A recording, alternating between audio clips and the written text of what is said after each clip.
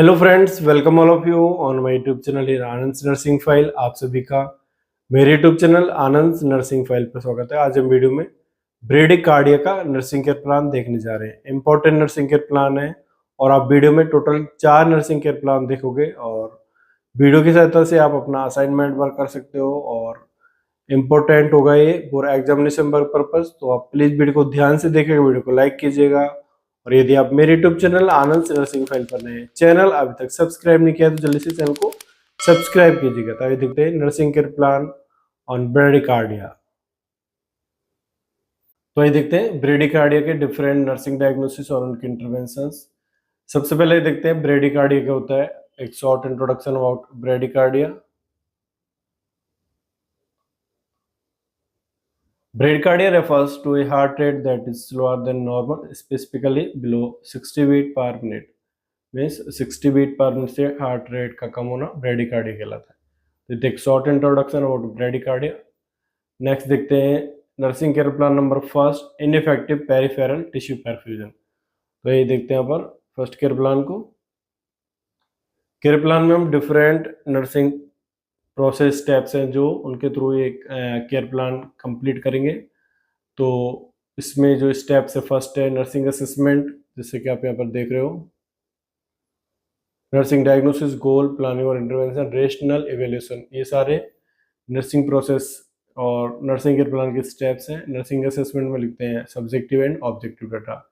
Subjective data means जो हम patient से पूछ के लिखते हैं, ऑब्जेक्टिव डाटा जो हम ऑब्जर्व करते हैं, वो सारा मेजर करते हैं, वो सारे यहाँ पर लिखते हैं। तो सब्जेक्टिव डाटा में लिखना है हमको सबसे पहले patient verbalise about confusion, Disney and weakness.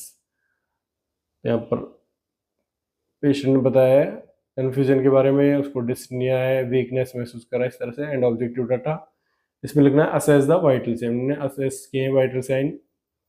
Next देखते हैं नर्सिंग डायग्नोसिस जो हमारा यहाँ पर है, ineffective tissue perfusion peripheral to decrease cardiac output as evidenced by absence of peripheral pulses and decreased blood pressure। तो ये हमारा नर्सिंग डायग्नोसिस का गोल होगा, to maintain peripheral tissue perfusion. Peripheral tissue perfusion को मेंटेन करना है। Planning और intervention first होगा assess peripheral pulses bilaterally, rational होगा helps in early intervention process। rational means what is the reason behind this intervention, means जो intervention हम patient को देने जा रहे हैं उसके पीछे क्या रीजन है। एंड नेक्स्ट सेकंड देखते हैं असेस कैपिलरी रिफिल। रेशनल होगा capillary refill can indicate ineffective peripheral tissue perfusion. Capillary refill time of more than 3 second is abnormal. And third देखते हैं असेस स्किन इंटेग्रिटी। रेशनल होगा पर skin colour, temperature and moisture can indicate compromised tissue perfusion and may manifest as cold, clammy, mottled and pale skin। and number 4 देखते हैं educate the patient to wear compression stocking while ambulating। Rational होगा compression stockings can help increase venous return and promote peripheral circulation। and number 5 administer prescribed medications, example atropine, epinephrine or dopamine। Rational होगा to increase heart rate। After providing these interventions, we write here the evaluation steps for this care plan। तो देखते हैं यहाँ पर care plan number first का evaluation में लिखना हमको यहाँ पर patient having adequate tissue perfusion with warm extremities, palpable peripheral pulses and blood pressure within acceptable limit। में जो हमारा गोल था to maintain peripheral tissue perfusion, वो हमने अचीव किया बाय डिफरेंट इंटरवेंशन जो हमने पेशेंट को प्रोवाइड किए हैं। तो इस तरह से केयर प्लान नंबर फर्स्ट को कंप्लीट करते हैं जो था ineffective peripheral tissue perfusion. Next देखते हैं care plan number second.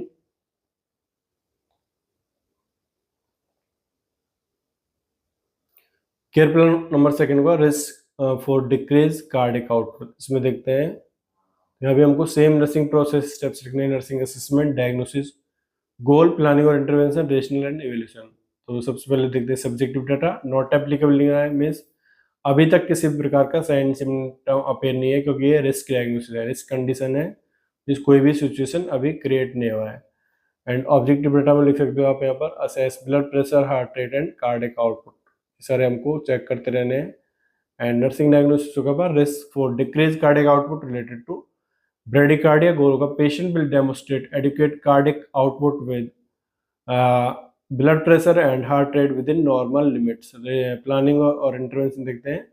First होगा असेस कार्डियोवास्कुलर स्टेटस, सेकंड होगा heart rate and stroke volume are components of cardiac output, and second assess symptoms of hypoperfusion and acute coronary syndrome. This helps in early intervention process. Number third, obtain a thorough cardiac history, cardiac conditions such as myocardial infarction, heart failure, congenital defects, and further affect cardiac output and alteration in perfusion. This helps in early intervention process. Number four, note any sign and symptoms caused by bradycardia. This is to manage bradycardia. And number 5, auscultate the apical pulse. This is to check the pulse rate. And number 6, sample for a blood test. This laboratory tests should include the following to determine a possible cause of bradycardia. And number 7, obtain ECG. And electrocardiogram is the primary test to diagnose bradycardia. And number 8, administer supplemental oxygenation. Emergency cardiovascular care includes supplemental oxygenation for respiratory distress associated with decreased cardiac output and bradycardia. And number 9, administer medications as prescribed to treat symptoms of bradycardia. After writing these interventions, we write here the evaluation steps for this care plan. तो देखते हैं evaluation लिखना है हमको यहाँ पर patient demonstrate adequate cardiac output with blood pressure and heart rate within normal limit. हमारा गोल था patient will demonstrate adequate cardiac output with blood pressure and heart rate within normal limit. वो हमने achieve किया हुआ different intervention जो हमने patient को provide किया। तो इस तरह से केयर प्लान नंबर 2 को कंप्लीट करते हैं। नेक्स्ट देखते हैं care plan number 3। Care plan number 3 के बाद risk for unstable blood pressure. इसमें देखते हैं नर्सिंग असेसमेंट नॉट एप्लीकेबल, क्योंकि ये भी रिस्क डायग्नोसिस है। अभी भी कोई भी सिचुएशन किसी प्रकार का मैनिफेस्टेशन अपीयर नहीं है, तो नॉट एप्लीकेबल लिखना है। ऑब्जेक्टिव डाटा में देखते हैं, ऑब्जेक्टिव डाटा में लिखना है monitor the patients blood pressure and pulse rate.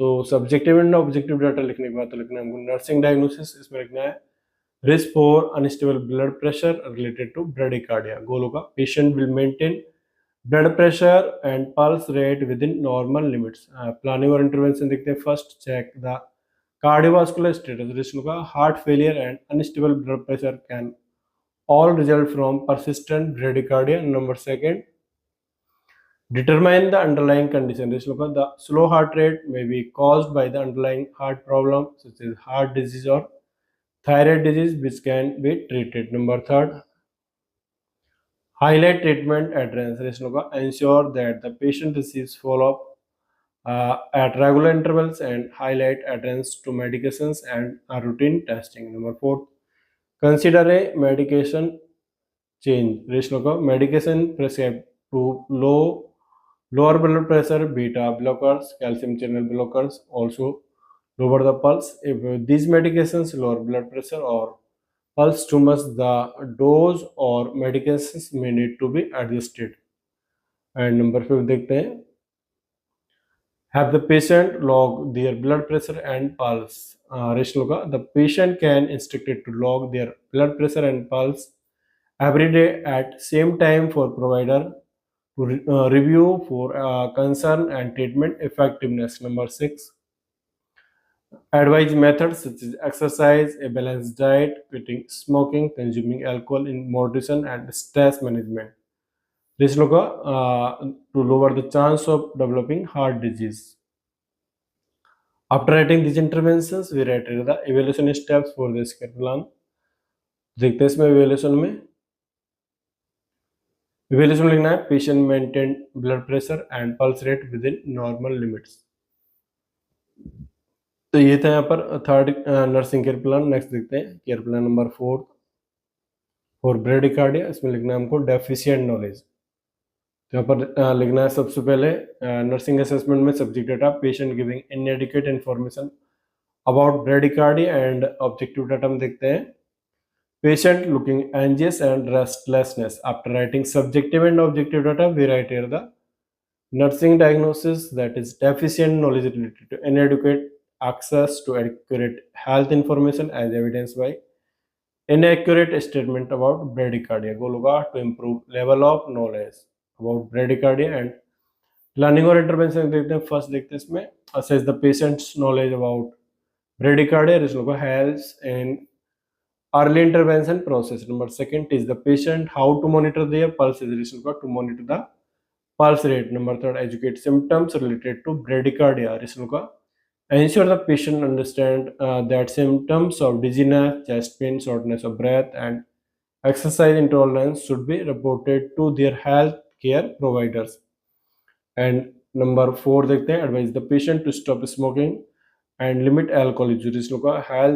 A healthier lifestyle can reduce the risk of developing bradycardia and other complications. And number five, refer the patient to a cardiologist. The patient with symptomatic bradycardia should receive follow-up care from a cardiologist. After writing these interventions, we write here the evaluation steps for this care plan. तो इसमें लिखना हमको evaluation है knowledge level improved about bradycardia means अब patient को पहले से अधिक नॉलेज है ब्रेडिकार्डिया के बारे में वो जानने लगा है. तो इस तरह से हमको यहाँ पर नर्सिंग केयर प्लान फोर्थ लिखना है. और ये थे हमारे ब्रेडिकार्डिया के नर्सिंग केयर प्लान्स.